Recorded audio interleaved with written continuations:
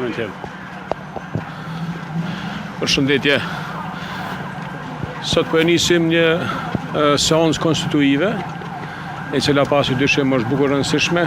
Kosova ka humbë shumë për një vit bllokimit të legislaturës kaluara. Besojmë që sot do të konstituohet kuvendi. Ju faleminderit.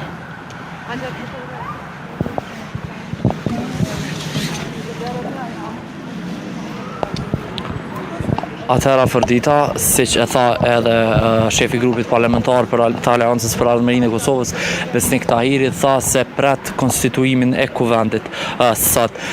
Siç isha duke thënë, jemi pra këtu para kuvendit të Republikës së Kosovës, kur sot pritet të filloj edhe seanca e konstituimit të kuvendit. Në pyetjen e parashtruar nga ju, nëse ka arritur deputetët përveç kësaj lidhjes direkte që i patëm, në pjesën e përparme të kuvendit të Republikës së Kosovës kanë arritur pjesëtarët, deputetët e listës serbe, të cilët i kemi parë aty në momentin kur kemi arritur ne këtu.